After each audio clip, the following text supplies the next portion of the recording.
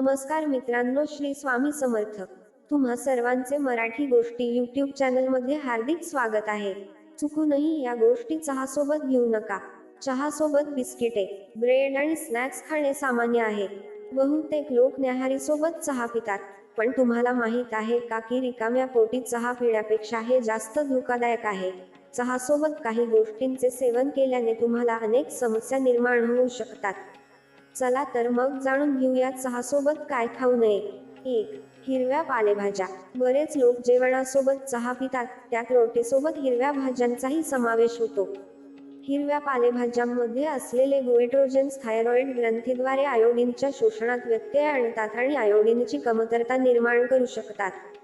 कोबी, फ्लावर, हिरवी पाने, मुळा, मोहरी, ब्रोकोली, ब्रसल्स स्प्राउट्स, सलगम आणि सोयाबीन यांसारख्या भाज्यांमध्ये गोइट्रोजन असतात.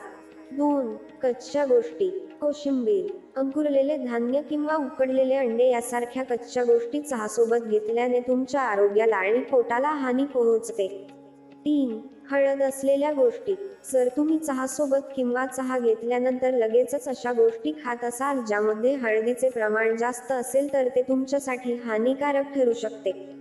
याचे मुख्य कारण म्हणजे चहा आणि हळदीमध्ये असलेले रासायनिक घटक, जे एकमेकांशी क्रिया साधू शकतात आणि तुमच्या पोटात रासायनिक प्रतिक्रिया घडवून आणू शकतात, ज्यामुळे पचनसंस्थेला हानी पोहोचू शकते. 4. चहा सोबत लिंबू. चहा सोबत लिंबू असलेली कोणतीही गोष्ट वापरू नका, ते हानिकारक आहे. बरेच लोक चहामध्ये लिंबू पिळून लिंबू चहा बनवतात आणि ते पितात, परंतु या चहामुळे ॲसिडिटी, पचन आणि गॅसची समस्या देखील होऊ शकते. काही वेळा लिंबू मिसळलेला चहा प्यायल्याने पोटात तयार होणारी रसायने विषासारखी घातक ठरू शकतात. 5. थंड वस्तू पिणे. चहाच्या आधी पाणी पिणे ठीक आहे, परंतु चहा किंवा चहा पिल्यानंतर पाणी किंवा कोणत्याही थंड वस्तूचे सेवन करणे योग्य नाही.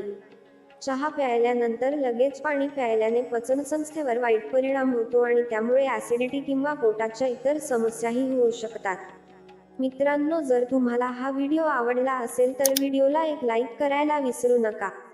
तसेच आणखी माहितीपूर्ण व्हिडिओ ऐकण्यासाठी आमच्या चॅनेलला अवश्य सबस्क्राईब करा. तुमचा अमूल्य वेळ दिल्याबद्दल तुमचे खूप खूप आभार.